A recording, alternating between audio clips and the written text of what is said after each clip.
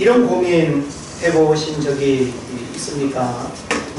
우리가 교회 다니고 하나님 믿는데 왜 어려움이 떠나지 않을까? 우리는 적어도 교회 다니고 하나님 믿게 되어질 때 삶에 많은 긍정적 변화들이 일어나기를 원합니다. 하던 일도 안 되던 일도 잘 되고, 아픈 것도 또 고쳐지고, 또 실패도 성공이 되고, 막힌 것도 열리고 하는 그런 기대감을 우리가 갖게 됐죠. 또 우리가 주의를 지키고 각종 헌금도 꼬박꼬박 하는데 왜 축복은 항상 나를 비껴갈까 하는 생각들. 또 수많은 예배를 드리고 예수님의 이름으로 기도해도 왜 응답이 없는가? 하나님은 내 기도를 안 들으시는가? 하나님의 귀는 모르는가? 하는 생각들. 또 교회 다니는 자녀들의 학업과 진로가 왜 믿지 않는 자녀들보다 더 어려움을 겪는가? 우리가 한 번쯤 우리의 열심과 우리의 믿음 생활이 믿지 않는 사람들보다 더 다른 삶이 우리에게 주어지기를 원하고, 그런 축복의 은혜를 우리가 늘 원하지만 가끔씩 비교해 보면 오히려 믿지 않은 사람들이 더 잘 되는 것 같고, 기도하지 않은 사람들이 더 잘 먹고 더 잘 되고 하는 그런 일들을 보면서 많은 회의감과 그런 어떤 열심에 대한 절망이 찾아올 때가 있습니다. 무엇이 문제일까요? 우리는 한 번쯤 이와 같은 고민들을 이렇게 해보게 되는데, 과연 무엇이 문제일까 하는 생각을 오늘 말씀 속에서 좀 우리가 고민에 대한 답을 찾아갔으면 좋겠습니다. 먼저 저는 믿음 생활에 이 믿음이라고 하는 부분을 좀 먼저 나누기를 원하는데, 성경에서 믿음이 가진 능력, 믿음에 대한 말씀을 어떻게 가르치고 있을까요? 우리가 가장 많이 믿음에 대한 말씀을 생각한다면 히브리서 11장에서 언급하고 있는 믿음은 바라는 것들의 실상이요 보지 못하는 것들의 증거니라고 하는 말씀을 기억할 겁니다. 우리는 하나님의 말씀을 보면 그 말씀이 가지고 있는 의미와 그 결과를 생각할 때, 내가 그렇게 믿기만 하면, 그렇게 내가 입술로 고백하기만 하면 그와 같은 일들이 일어나리라는 기대를 우리가 많이 합니다. 그래서 바라는 것들이 내 눈앞에 탁 나타나고, 보지 못하는 것들이 내 손위에 증거로 이렇게 경험되는 그런 걸 우리가 원하죠. 그런데 우리의 믿음, 과연 무엇이 문제일까요? 우리가 그런 믿음이 없어서일까요? 아니면 그런 믿음을 가지고 있는 듯한데 왜 그런 일들이 일어나지 않을까요? 또 성경은 의인의 간구, 다시 말하면 믿음의 기도는 역사하는 힘이 많다라고 이렇게 말씀하고 있어요. 우리 다들 기도할 때 믿음으로 기도하지 않는가요? 되어질 것을 바라보고 그렇게 되어질 것을 기대하면서 기도하는데 100가지의 기도 가운데 글쎄 몇 가지나 우리가 응답을 받는다고 말할 수 있을까요? 아마 대부분의 많은 기도들이 그냥 내가 하나님 앞에 고백만 할 뿐이지 그 응답의 역사들은 다 그렇게 많이 경험하지 못하는데 하는 생각을 할지 모르겠습니다. 또 성경은 믿음에 대해서 뭘 말씀합니까? 믿음으로 행치 않은 모든 것이 죄다. 믿음으로 판단하고 믿음으로 생각하고 믿음으로 결정하고 모든 일들이 다 믿음으로 되어져야 된다는 거죠. 우리는 구원부터 믿음으로 시작이 되었습니다. 그리고 구원의 완성도 믿음으로 끝날 것입니다. 그런 면에서 우리는 이 땅을 사는 동안 믿음으로 살아야 되는데 성경은 믿음으로 행하지 않은 모든 것이 죄다라고 이렇게 단호하게 언급하고 있습니다. 그런데 과연 우리가 믿음으로 살아가고 있습니까? 믿음의 원리를 우리의 삶에 적용하기보다는 우리는 너무 쉬운 선택들, 그리고 눈에 보이는 방법들을 우리가 선호하기가 좋죠. 그리고 또 성경은 우리에게 뭘 말씀합니까? 믿음으로 살아가는 자에게는 하나님의 약속이 있다. 믿음으로 살아가기 위해서 힘쓰고 애쓰는 자에게는 그 애쓴 만큼, 믿음으로 살기 위해서 힘쓰는 만큼 하나님이 이 자연법칙의 어떤 원리처럼 우리가 심은 만큼 심은 대로 주어지는 그런 약속을 하고 있습니다. 특히 복음서에 우리가 가장 많이 나오는 예수님의 말씀을 우리가 또 생각해 본다면, 우리 복음서를 이렇게 읽게 되면 고침 받는 어떤 주인공들, 또 제자들을 향해서도 예수님 어떤 말씀을 많이 하시는가 하면, 내 믿음대로 될지어다. 믿음대로 될지어다. 우리는 믿음대로 하는 것 같은데 왜 믿음대로 안 되지? 라고 또 우리가 결과적으로 이렇게 이의를 제기한단 말이에요. 뭐가 문제일까? 우리는 분명히 믿음을 말하고 믿음을 기도하고 믿음을 고백하는데 과연 뭐가 문제일까? 저는 이 부분에 대한 깊은 고민이 있었어요. 목회적으로도 지난 22년, 23년 차 목회를 이렇게 하면서 참 지나온 시간들을 생각하면 너무너무 감사합니다.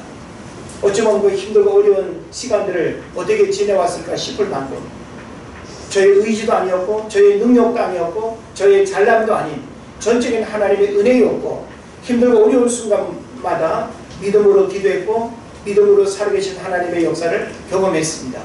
그럼에도 불구하고 여전히 내 안에 목회적인 믿음의 문제를 늘 점검하게 되는 거예요. 믿음이 있노라 하면서도 하나님 앞에 부끄러운 믿음, 하나님 앞에 믿음을 고백하는 것 같은데 여전히 인간적인 생각과 방법들.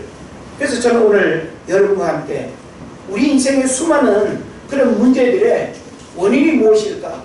라고 하는 측면에서 결론이 뭔가 하면 믿음이 문제다.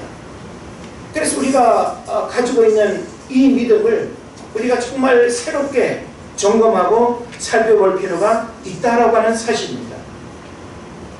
우리에게 있는 이 믿음은 지금 성경 곳곳에서 언급하고 있는 믿음과 비교했을 때 과연 어떠할까요? 성경은 곳곳에서 믿음에 대한 많은 가르침을 우리에게 주고 있습니다.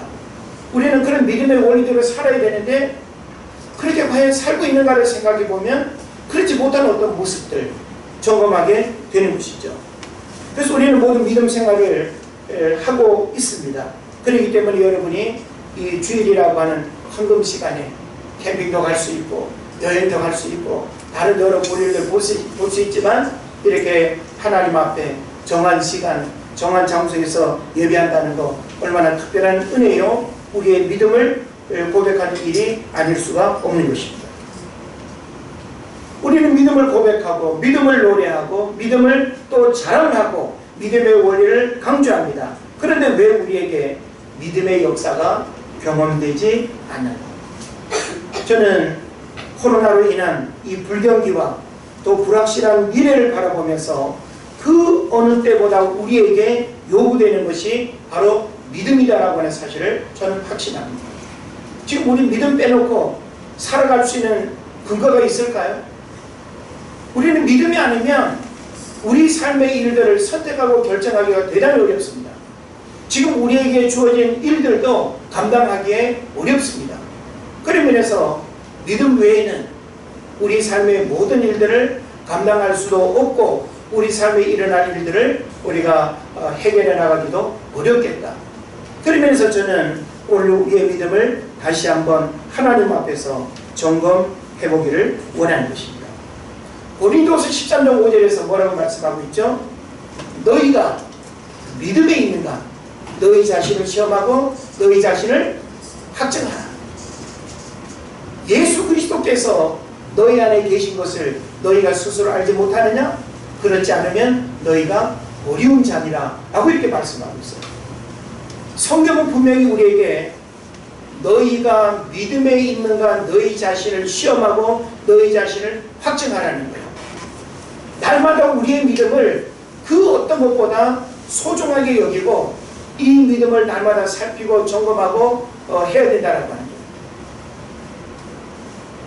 세상에 이런 일이 프로그램을 보니까 85세 되시는 할머니인데 한 50여 년 동안 골동품을 수집했대요. 그래가지고 집안에 당신 누울 공간 외에는 전부 다 골동품으로 가득 차 있어요. 그래서 이 골동품 박물관을 이렇게 짓는 것이 평생 소원이었는데 그 일은 못하고 그냥 수집만 했어요. 그래서 물건 하나하나를 매일 눈 뜨고 눈 감는 시간 동안 뭘 할까요? 어디서 사고, 이 물건은 어떻게 구했고, 얼마 주고 샀고, 어떤 의미가 있고, 물건 하나하나에 대해서 그 할머니의 어떤 애정과 의미가 있겠죠. 그래서 어떤 그 반서랍 같은 경우에는 전문가가 와가지고 그 집안의 물건들을 하나하나 다 살폈는데, 이 물건은 1억 이상의 가치가 있습니다. 그런 물건도 있더라고요. 예. 그러니까 꼴통품이니까 어떤 거는 값을 매길 수 없을 만큼 그런 비싼 물건들도 있는 거죠.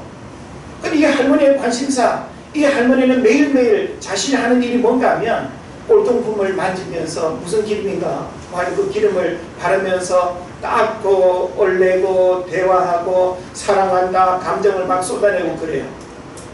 그 할머니에게 있어서는 꼴통품이 믿음이 살아가는 이유가 되는 거고 그게 기쁨이고 행복한 거죠.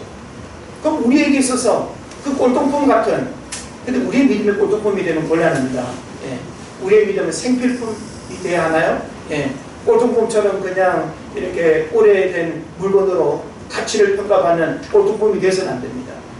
우리의 믿음은 매일매일 우리 삶 가운데 필요한 그 믿음은 끊임없이 우리의 삶에 적용하고 순종하고 믿음대로 살아가야 하는 그런 문제인 걸로 믿습니다.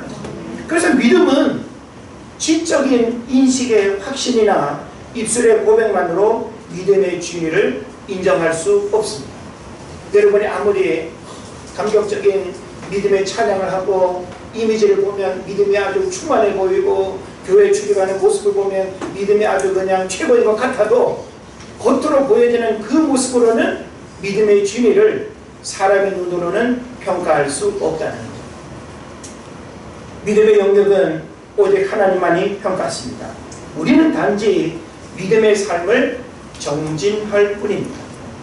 주님이 우리에게 요구하시는 올바른 믿음의 삶을 끝까지 견눈질하지 않고 치우치지 않고 달려갈 뿐임을 여러분 믿으시기를 바랍니다. 그런 면에서 오늘 본문에서 우리에게 왜 믿음이 문제인지, 왜 믿음이 있노라 하면서도 그 믿음으로는 여러 가지 어려움을 겪고 그리고 어려움의 일들이 왜 반복되는지 우리에게 가르쳐 주고 있습니다. 그래서 오늘 저는 여러분과 함께 오늘 본문 속에서 왜 내 믿음이 문제인지, 왜 우리들 신앙생활 속에서 허울 좋은 믿음은 우리가 가지고 있는데 왜 진짜 믿음의 역사가 일어나지 않는지 그 실체를 우리가 적나라하게 좀 들여다보면서 하나님이 여러분에게 주신 그 믿음을 우리가 새롭게 하나님의 그 능력으로 회복되는 그런 역사가 있기를 바랍니다. 오늘 14절 보면 이렇게 말씀이 시작됩니다. 한 사람이 예수께 와서 꿇어 엎드려 이르되 라고 했습니다. 우리 보통 꿇어 엎드린다라고 할 때 평범한 만남의 자세는 아니죠. 보통 우리가 어떤 신앙적으로는 어떤 신을 향해서 우리 인간이 꿇어 엎드리는 것은 가능합니다.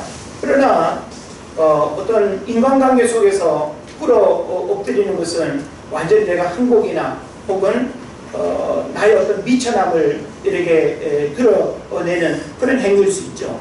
그래서 여기서 지금 꿇어 엎드린다라고 하는 것은 경배하는 자세가 아닌, 다시 말하면 하나님을 향하여 신앙을 고백하는 그런 자세가 아니라 도움을 구하는 간절한 태도라는 거예요. 우리가 누군가에게 도움을 요청할 때 거만하고 그리고 받는 자세가 아니라, 그죠? 뭐 받아도 그만 안 받아도 그만 이런 어떤 태도라고 한다면 우리는 누군가로부터 도움을 받을 수가 없습니다. 우리는 정말 절박한 도움을 필요로 할 때 자존심이며 혹은 체면이며 모든 것들 다 내려놓고 그냥 달라고 손에 밀지 않습니까? 그래도 얼마라도 주면 감지 덕지 않습니까? 거지가 자존심 내세우고 체면 내세우고 손에 밀고 얼른 내라 이러면은 어느 거지가 그것을 이렇게 해결할 수 있겠습니다. 그러니까 우리가 하나님 앞에도 역시 우리의 신앙의 자세가 대단히 중요합니다. 비록 우리가 앉아서 예배할지라도 우리 마음의 자세는 어때야 될까요? 하나님 앞에 꿇어 엎드리는 그런 신앙 고백이 있어야 될 줄 믿습니다. 그러나 오늘 본문은 바로 한 사람이 예수님을 경배하는 자세가 아니라 예수님에게 도움을 구하는 간절한 태도와 그 목적으로 이제 꿇어 엎드렸다라고 하는 거예요.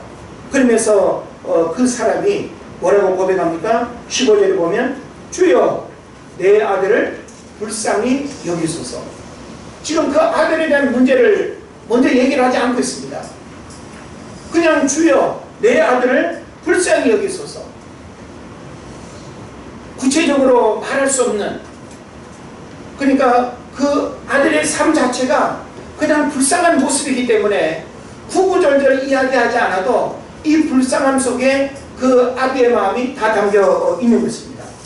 그래서 여기서 불쌍히 여기소서라고 하는 이 말은 헬라어로 엘레에오라고 하는 이 말을 쓰는데 타인의 비참함에 깊은 동정심을 느끼는 것, 특히 그러한 동정심이 말이 아닌 행동으로까지 실천되는 적극적인 도움을 가리킵니다. 그래서 아이의 아버지는 예수께 아이의 고통을 돌아보사 이 아이를 아끼고 위로하는 마음을 가지시고 치료의 은혜를 베풀어 주실 것을 요청하고 있습니다. 오늘 이 본문의 내용은 마가복음에도 기록됐고 누가복음에도 기록되어 있어요. 똑같은 사건이.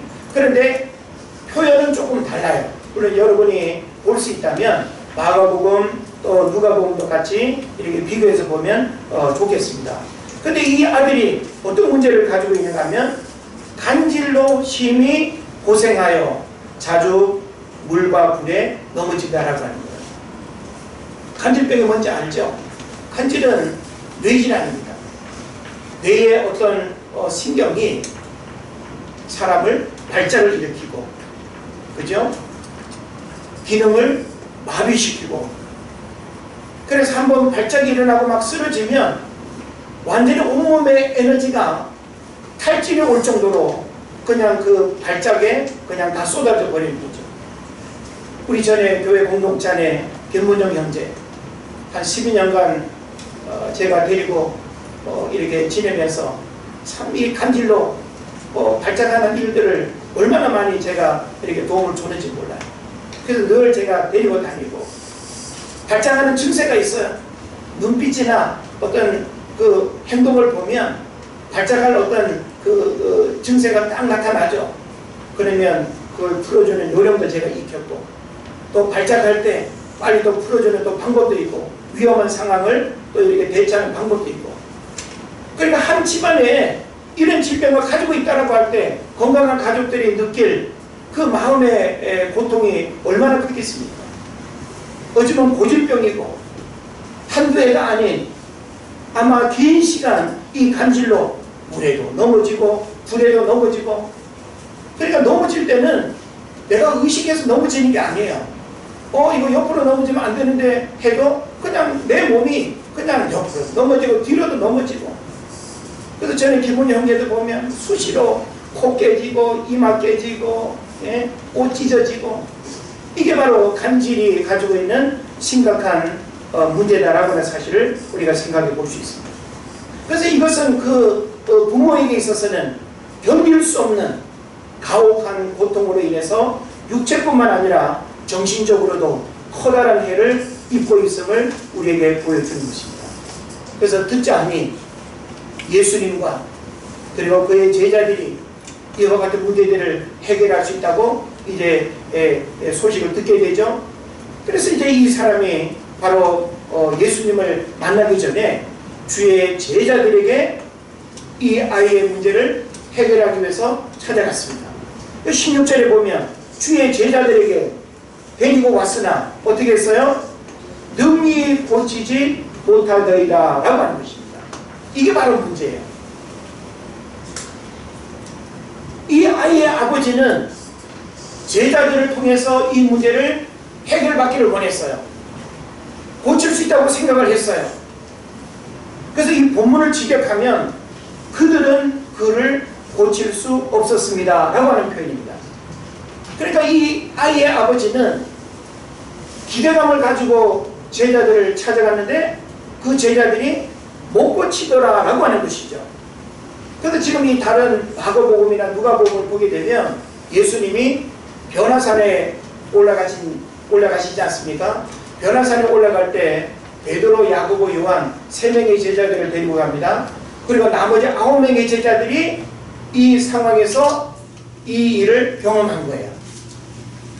그래서 예수님이 지금 이제 그 제자들에게 책망도 하시고 뭐가 문제다라고 하는 것을 이야기하시지만, 지금 제자들에게 데리고 왔다라고 할 때 그 제자들은 베드로, 야고보, 요한이라고 하는 3명의 제자들을 제외한 제자들에게 바로 찾아왔었다라고 하는 거죠. 그래서 예수님께서는 이미 12제자들에게 더러운 귀신을 쫓아내며 모든 병과 모든 악한 것을 고치는 권능을 주신 줄로 믿습니다. 할렐루야. 예. 그래서 마태복음 10장 1절 여러분 한번 펼쳐보십시오. 마태복음 10장 1절에 간질로 고생하는 이 아이의 아버지가 그 제자들을 찾아간 근거가 있는 것입니다. 10장 1절 말씀 다 같이 읽습니다. 시작. 예수께서 그의 12제자를 부르사 더러운 귀신을 쫓아내며 모든 병과 모든 악한 것을 고치는 권능을 주시니라. 아멘. 할렐루야. 예수 그리스도를 주로 고백한 자들에게는 하나님 아버지의 권능이 우리에게 동일하게 역사하고 우리를 통해서 그 하나님의 권능의 역사들이 드러난다라고 하는 사실 여러분 믿으시기를 바랍니다. 자, 우리 앞에 내용들 가운데 보게 되면 제자들이 실제 그들을 통해서 사람들에게 복음을 전하고, 복음을 전할 때만 그냥 사람들이 구원받는 역사들이 일어나고, 그리고 병자들을 위해서 기도할 때 고침받는 역사들이 일어나고, 그런 일들이 실제 있었어요.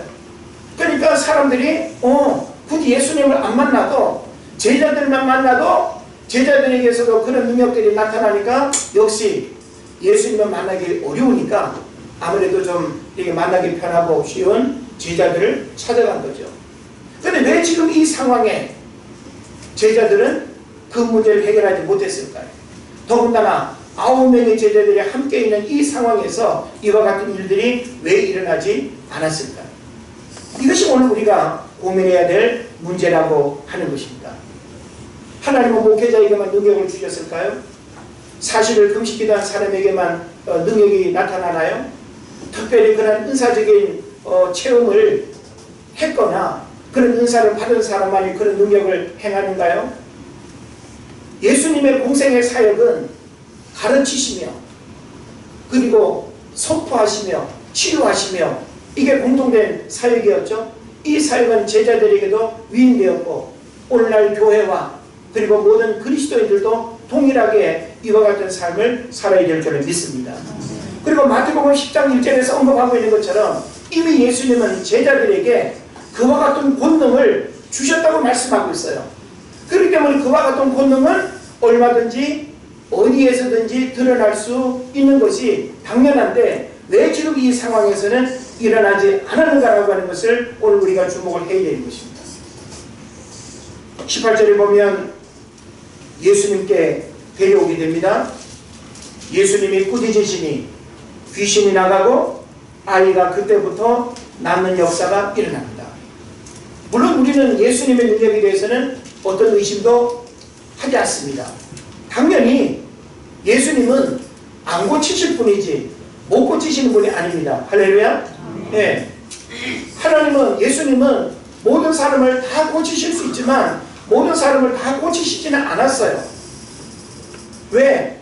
고침받는 자의 믿음과 그 간절함을 그리고 그 마음속에 고침받기를 원하는 그 절박한 마음이 어떠하냐로 하나님이 예수님이 판단하셔서 때로는 고치기도 하고 때로는 고치지 않으시기도 했죠. 고칠 능력이 없어서가 아니다라고 하는, 그래서 예수님의 그 능력은 우리가 절대 의심할 이유가 없습니다. 그러나 문제는 예수님이 분명히 제자들에게 그 권능을 주셨는데도 불구하고 왜 제자들에게서는 그와 같은 권능이 드러나지 않았는가라고 하는 거죠. 그래서 예수님의 능력은 창조주의 능력이고 메시아의 권세와 능력이 드러난 것입니다. 그리고 위험 있는 권세의 능력입니다. 그러면 제자들은 어떤 위험이 없어서일까요? 뭔가 근엄한 어떤 능력이 이렇게 나타날 만한 때와 혹은 어떤 분위기와 뭔가가 안 갖춰져서 그럴까요? 예수님의 능력이라고 하는 것은 어떤 분위기나 어떤 환경 때문에 어떤 능력이 나타나는 게 아니에요.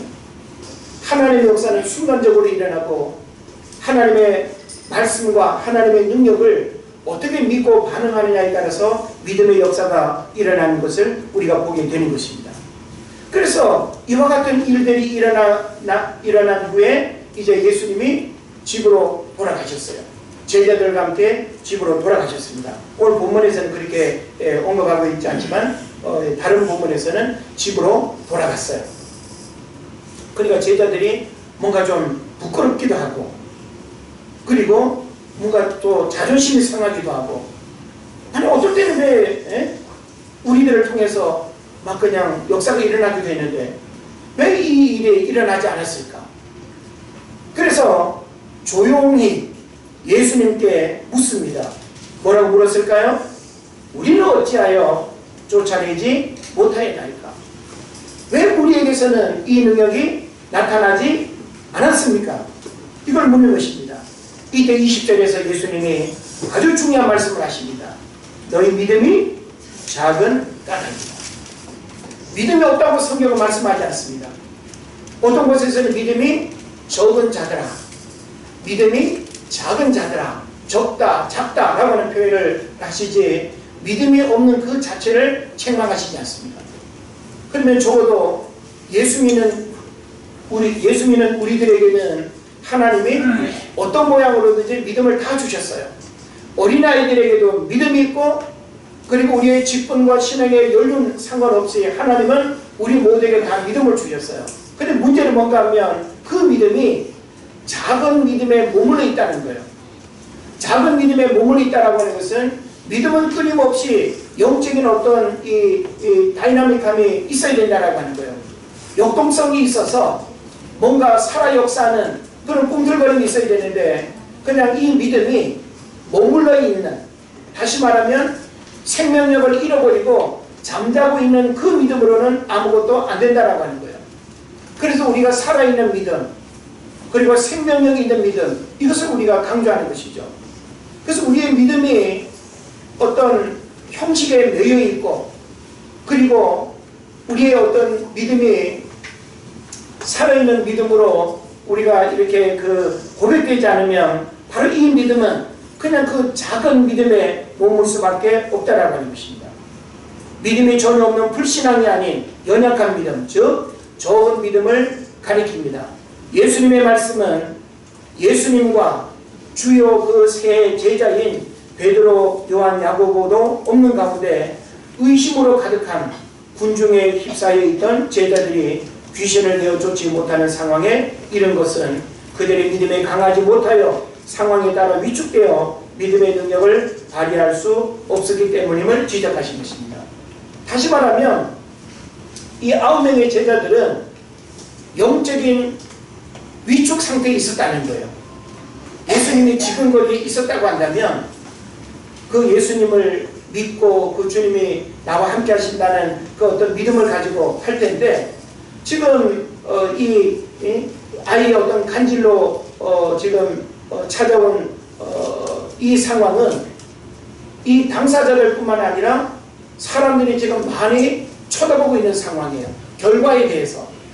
그러니까 이 분위기와 환경에 의해서 하나님이 주신 그 어떤 권능을 행해야 되는 그 믿음이 위축되어져 버린 거예요. 그러니까 믿음의 역사가 일어나지 못했다라고 하는 것입니다. 그런데 믿음은 주위의 시선 때문에 흔들려서는 안 됩니다. 우리가 믿음을 가지고 있다라고 할 때 믿음을 자꾸 주변을 의식하고 주변의 어떤 시선 때문에 내가 믿음을 고백하고 믿음을 행동해야 하는 일에 우리가 이렇게 머뭇거리면 그 믿음은 역사하기가 어려운 거예요. 우리가 하나님 앞에 믿음으로 기도한다라고 할 때 믿음으로 기도하는 사람은요, 뭐 옆에 사람이 내 기도를 듣든지 뭐 보든지 상관하지 않습니다. 오직 하나님만 바라보고 내 기도를 들으신다는 그 분명한 신앙 고백 속에 하나님만 바라보는 사람은 믿음의 기도의 응답과 역사를 경험하는 거예요. 근데 자꾸 사람을 의식해서 기도하는 어떤 내 마음이 막 불안하고, 그리고 영적인 자신감을 가지고 기도하지 못하고, 그러면 그 기도는 믿음의 기도가 될 수 없다라고 하는 것이죠. 또 믿음은 현실과 환경 때문에 약화되어서도 안 됩니다. 주위의 시선 때문에 흔들려서도 안 되지만 현실과 환경 때문에 약화되어서도 안 된다. 베드로가 예수님을 바라보면서 물리를 걸을 때, 예수님을 바라볼 때는 나도 놀랄 만큼 물리를 걷는 것을 인식했어요. 근데 어느 순간 예수님을 바라보는 그 시선에서 내가 물리를 걷고 있는 그 현실을 바라볼 때 빠져가는 그런 이제 자신의 모습을 성경에서 언급하고 있죠. 그러니까 중요한 건 뭔가 하면 우리가 어떤 현실과 환경 때문에 하나님을 바라보는 믿음을 잃어버리게 되면 믿음의 역사는 일어날 수 없다라는 것입니다. 저는 광야 40년 이스라엘 백성들의 삶을 좀 생각해 봤어요. 광야라고 하는 그 장소는 사막하고는 다르다는 거 여러분 아시죠? 하나님 왜 사막이 아닌 광야를 인도하시다 그랬어요? 광야는 하나님께서 비를 내리시면 전혀 먹고 사는 의식주에 대한 고민과 문제가 없어요. 근데 그것이 차단이 되고 그것이 없게 되면 광야는 사막처럼 고통스러운 장소일 수밖에 없습니다. 그럼 하나님께서 사막이 아닌 광야를 인도하신 이유는 뭐예요? 뭘 필요로 하고 뭘 의지하는 거예요? 하나님의 은혜를 구하고 절대적으로 하나님으로부터 주어지는 그것을 경험해야만 광야를 살아갈 수 있기 때문에, 그래서 하나님의 광야를 내모신 이유는 단순히 고통스러운 그 삶의 목적이 아니라 그 삶의 자리에서 하나님을 찾고 하나님을 의지하고 믿음으로 하나님을 신뢰하는 그것을 하나님이 보기를 원하시는 거예요. 그런데 그 뜨거운 태양볕을 걷고 머물고 기온이 내려가는 밤에 잠자리를 또 이렇게 취한다는 거 얼마나 불편합니까? 근데 그들이 하나님을 신뢰할 때 하나님께서는 불기둥, 구름기둥으로 그들을 보호하시고 인도하셨습니다. 전적인 하나님의 은혜일 뿐만 아니라 그들이 하나님을 신뢰할 때 하나님의 베푸시는 은혜예요. 만나와 메추라기, 그리고 또 생수, 그 외에 광야에서 그들에게 필요한 모든 것들, 그들이 불평하고 원망하고 그리고 지도자를 신뢰하지 않을 때는 여지없이 고통스러운 삶을 경험했지만 그들이 믿음으로 하나님을 바라보고 믿음으로 하나님을 찾고 부르짖을 때는 하나님께서 그들의 모든 삶의 필요들을 채워주신 줄로 믿습니다. 그래서 믿음의 역사는 주위의 시선 때문에 흔들려서는 안 된다는 것, 믿음은 현실과 환경 때문에 약화되어서도 안 된다는 것, 그리고 믿음은 인간의 의지나 노력이 아니라 능력의 주체가 되시는 하나님을 신뢰하는 것입니다. 여러분, 힘들어도 하나님을 신뢰하십시오. 어떤 때는 하나님을 신뢰했다가 어떤 때는 그 하나님을 의심하고 어떤 때는 그 하나님을 의지하지 않고 여전히 내가 내 인생을 독립선언해서 내 마음대로 살아간다고 한다면 이것은 가장 소중한 것을 잃어버리는 불행이 될 것입니다. 빌립보서 4장 13절 여러분 많이 기억하시죠? 내게 능력 주신 자 안에서 내가 모든 것을 할 수 있다. 우리는 우리들 스스로가 내 인생의 문제를 해결할 수 없습니다. 예. 그래서 힘으로도 되지 않고 능으로도 되지 않지만 오직 하나님의 신, 하나님의 능력으로 된다는 사실 여러분 믿으시기를 바랍니다. 마가복음 9장 23절에서는 뭐라고 말합니까? 혹시 주님 이 문제를 해결해 주실 수 있나요? 주님 혹시 제 아이의 문제를 해결해 주실 수 있나요? 이렇게 반신반의하면서 예수님께 나오는 그 사람을 향해서 예수님이 뭐라고 말합니까? 할 수 있다는 말이 뭐냐? 믿는 자에게는 능치 못할 일이 없느니라. 우리는 분명하게 내가 믿는 그 하나님은 창조주 하나님이요 말씀으로 온 세상을 만드시고 다스리시고 운행하시고 우리를 이 땅에 보내실 뿐만 아니라 코로나 시대를 살아가는 이 시간까지도 그 하나님께서 우리의 삶을 주장하고 계신다는 사실 믿으시기를 바랍니다. 그래서 우리는 절대 의심 없이 그 하나님이 내 삶 가운데 행하실 일들을 주의 말씀에 근거해서 믿고 신뢰하고 의지하게 될 때 역사가 일어나는 것입니다. 그래서 오늘 우리가 읽지는 않았지만 21절에 보면 뭐라고 되어 있어요? 없음 그랬어요. 예. 그러니까 정경으로 우리가 받아들인 이 사본에는 21절이 없다는 거예요. 그런데 어떤 사본에는 그랬습니다. 어떤 사본에는 이 21절에 이런 말씀이 기록되어 있습니다. 뭐라고 기록되어 있어요? 기도와 금식이 아니면 이런 유가 나가지 아니합니다. 이게 바로 답이에요. 오늘 우리의 믿음의 문제를 해결하고, 왜 나는 믿음으로 기도하는데, 나는 왜 믿음으로 고백하는데, 나는 왜 믿음의 원리대로 살아가려고 하는데 왜 나에게는 이런 역사가 일어나지 않는가? 라고 여러분 의심하고 고민한다면 다른 것이 문제가 아니라 바로 기도와 금식이라고 하는 방법으로 여러분의 믿음을 살아있는 믿음으로 꿈틀거리게 하지 않았기 때문입니다. 왜 우리가 힘들게 기도합니까?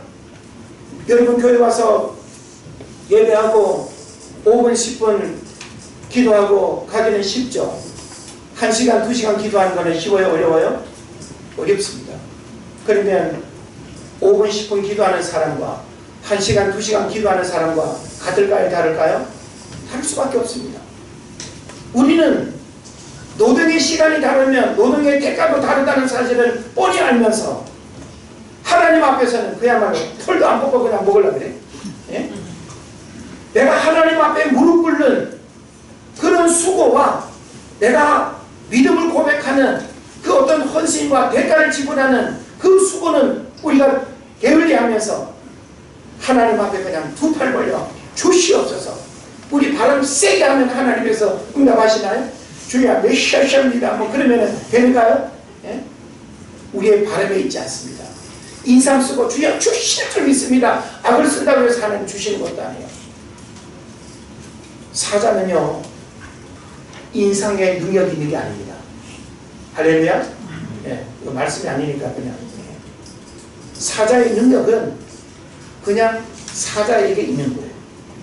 사자는 자기의 능력을 드러내기 위해서 막 이러지 않습니다. 예? 토끼를 잡아먹으려고 막 인상을 막 울고락 하면서 내 능력, 내 무서움 알지? 아니요, 그거 아니어도 그냥 사자로 나타나면 끝나는 거예요. 할렐루야? 우리는 우리 안에 능력 자체이신 예수님의 권세와 능력이 우리 안에 살아있으면 우리의 외모가 어떠한들, 우리가 가진 게 어떠한들 그 능력은 그대로 나타나는 것입니다. 문제는 우리의 믿음에 있다는 사실이에요. 그런데 우리는 이 믿음을 발견하고 예리하게 만들고 하는 그런 부분에 게을러요. 그게 바로 뭐냐? 기도와 금식입니다. 기도와 금식 외에는 이런 유가 나가지 못한다고 했어요. 다시 말하면 예수님께서 예수님 왜 우리는 쫓아내지 못했습니까? 그랬을 때 예수님께서 너희 믿음이 작은 까닭이라고 했어요. 그러면서 예수님이 마지막에 기도와 금식이 아니면 이런 유가 나가지 않는다라고 하는 어떤 사본의 말씀을 우리가 참고를 하더라도 우리는 우리의 믿음이 그냥 내가 예수님을 믿는다라고 하는 지식적인 것 때문에 믿음의 역사가 일어나는 게 아니에요. 여러분, 내가 직분 때문에 고백하는, 직분 때문에 고백되어지는 믿음의 능력이 있습니까? 내가 신앙이 열매이 오래됐기 때문에 그것 때문에 고백한다고 능력이 나타나요? 목사라고 하는 이름 때문에 내가 믿음을 말하니까 능력이 나타나요? 아니요. 직분 열매는 아무 상관없습니다. 어떤 사람은 초신자, 신앙교육도 제대로 안 받았는데도 불구하고 그 하나님에 대한 순수한 신뢰와 믿음 까닭에 기도하는 것마다 응답받는 역사들이 일어날 수 있습니다.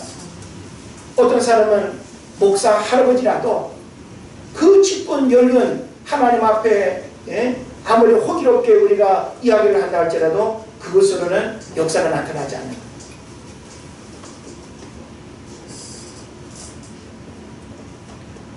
믿음의 역사는 기도와 금식으로 일어납니다.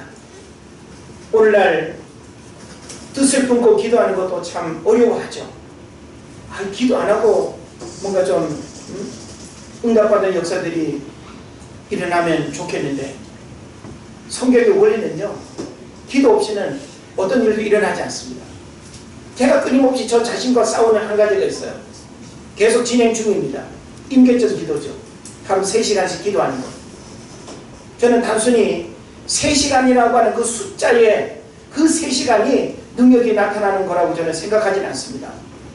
제가 절박한 마음으로 기도 외에는 답이 없다는 그 생각으로 하나님 앞에 새벽 시간, 저녁 시간 하나님 앞에 무릎 꿇는 거예요.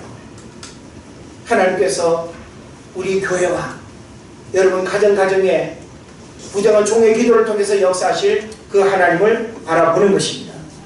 우리는 우리 자신도 목회자의 기도로만 사는 것이 아니고 누군가가 나를 위해서 기도해주는 그 동양 기도로만 사는 것이 아니라 내가 우물을 파는 수고와 열심이 있어야 돼요. 그래서 우리는 불 쬐는 그리스도인이 아니라 불 받는 그리스도인이 되어야 되고, 물 깃는 그리스도인이 아니라 물을 샘을 파는 그리스도인이 되어야 됩니다. 그래서 우리는 내가 필요로 할 때 마음껏 먹고 마실 수 있는 샘을 파는 그리스도인이 돼야지 언제까지 우리가 물 깃는 그리스도인이 되겠습니까? 그런 면에서 우리는 아무리 힘들고 어려워도, 아니 마틴 루터는 말했습니다. 나는 힘들어서 기도한다. 그런데 더 힘들 때는 더 많이 기도한다. 이게 마틴 루터의 원리 아니었습니까? 예? 마틴 루터도 기본적인 그의 기도 생활은 하루 3시간이었습니다. 믿음의 위인들은 기도 없이 절대 하나님의 능력과 하나님의 역사하심이 드러나지 않았습니다. 조영기 목사님 비롯해서 한국 교회사뿐만 아니라 하나님 앞에 위대하게 쓰임받았던 모든 사람들 전부 다 기도의 사람이었습니다. 기도 없이는 믿음의 역사 일어나지 않습니다. 지금 우리는 코로나라고 하는 참 앞이 보이지 않는 깜깜함의 그런 어떤 상황 속에 놓여 있습니다. 이것을 우리가 돌파하고 이겨낼 수 있는 비결은 뭘까요? 우리가 지금 공부해도 앞으로의 미래 보장되지 않습니다. 여러분, 대학 나오는 게 지금 중요한 게 아니에요. 우리의 모든 미래의 일들이 암담합니다. 이 모든 상황을 우리가 풀어가고 그리고 열어가는 비결은 기도 외에는 답이 없습니다. 나를 이 땅에 보내신 하나님께서 기도를 통해서 내 삶을 열어주지 않으면 안 된다라고 하는 사실이죠. 그리고 우리는 틈틈이 금식도 할 수 있어야 됩니다. 물론 어려울 수 있습니다. 물론 어려워요. 우리 사실 하루 금식 쉬운 것 같죠? 하루 금식 결코 쉽지 않습니다. 3일, 5일 하나님께서 여러분에게 절박한 마음으로 기도하기를 원하실 때 때로는 식음을 전폐하고 하나님을 전심으로 찾아보십시오. 하나님은 금식 기도의 능력을 이사야서에서 말씀하고 있습니다. 금식은 흉악의 결박을 쏟아낸다고 말씀하고 있죠. 그런 면에서 우리는 오늘 본문에서도 예수님이 기도와 금식이 아니면 이런 유가 나가지 못한다는 말씀을 우리가 경청할 필요가 있습니다. 믿음의 역사가 일어나길 바란다면 우리는 더 뜻을 품고 기도하는 마음을 가져야 할 것입니다. 예수 그리스도의 이름은 마술사의 주문이 아닙니다. 입으로 뱉어낸다고 해서 역사가 일어나는 것이 아니라고 하는 것이죠. 그 이름에 대한 분명한 이해와 확신, 그리고 믿음의 고백과 선포가 역사를 일으키는 것입니다. 감정의 고백과 상투적인 입술의 고백은 오히려 영적인 민감성을 둔화시키는 것입니다. 오늘 우리의 믿음은 이성적 논리와 합리적 사고와 부딪힙니다. 우리 인간의 경험과 여론의 분위기가 믿음을 약화시킵니다. 유명인의 말 한마디가 더 솔깃하고 지식인의 말 한마디가 더 매력적으로 들리는 시대입니다. 그래서 우리가 믿음을 선택한다는 게 위기예요. 믿음으로 살아간다는 게 우리 시대들이 봤을 때는 이거 돌았다고 생각해요. 우리가 믿음의 원리를 우리 삶에 적용한다고 해보세요. 사람들 돌았다고 해요. 야, 합리적으로 살아라. 이성적으로 논리적으로 생각해라. 믿음은요, 우리의 모든 이성과 우리의 감성과 우리의 모든 생각을 초월해서 역사하는 게 믿음인 줄 믿습니다. 그래서 믿음은 오직 말씀에 근거해야 됩니다. 하나님의 약속하신 말씀을 그 어떤 것보다 우선하고 믿음으로 고백하고 선포할 때 기적이 일어난다라고 하는 것이죠. 그래서 겨자씨만큼 작을지라도 생명력 있는 믿음은 역사가 일어나는 것입니다. 그러면서 저는 오늘 여러분에게 이렇게 권하고 싶어요. 하나님, 저에게 겨자씨만한 믿음일지라도 생명력 있는 믿음을 저에게 주십시오. 그래서 이 믿음으로 자녀들을 축복하시기를 바랍니다. 이 믿음으로 가정을 축복하고 가족들의 직장과 사업장을 축복하시기를 바랍니다. 그리고 교회를 축복하십시오. 하나님이 마음껏 일하시고 역사하시는 공동체가 되도록 믿음으로 교회를 축복하고 기도하시기를 바랍니다. 하나님은 지금도 살아계셔서 믿는 자들을 통하여 역사하시는 분입니다. 믿음이 살아있는 자들을 통하여 하나님은 지금도 놀랍게 일하고 계십니다. 그래서 성경은 믿는 자를 보겠느냐라고 했어요. 할렐루야? 예. 말세에 믿는 자를 보겠느냐라고 말씀하고 있습니다. 지금 세상적으로 뭐 자격증 많고 똑똑하고 뭐 대학 나오고 유학 다녀오고 그런 사람들 헤아릴 수 없을 만큼 많습니다. 그런데 하나님은 그런 어떤 명예, 권세, 자격, 능력 하나님 묻지도 따지지도 않습니다. 믿음을 보십니다. 하나님은 우리의 외모를 보시지 않고 중심을 보신다고 했는데 중심을 보신다고 하는 것이 우리의 믿음을 하나님이 보시는 거예요. 그래서 어린아이들도 하나님 앞에 순전한 믿음을 고백하게 되면 그 믿음 까닭에 놀라운 일들이 일어날 줄로 믿습니다. 그래서 하나님께서 여러분에게 주신 믿음으로 구원을 확신하고 어려운 시대 상황 속에서 무늬만 있는 크리스찬이 아니라 경건의 모양만 있는 그리스도인이 아니라 능력을 드러내고 영향력을 드러내고 하나님의 살아계심을 드러내는 믿음의 사람 되어야 될 줄로 믿습니다. 오늘 우리 삶의 모든 문제는 믿음에 있습니다. 여러분이 아무리 힘들다, 어렵다, 잘났다, 못났다, 가졌다 어쩌다 해도 우리들 신앙에 얽히고 설킨 목회, 선교, 자녀, 교육, 학업 이 모든 일들의 문제는 바로 믿음에 있습니다.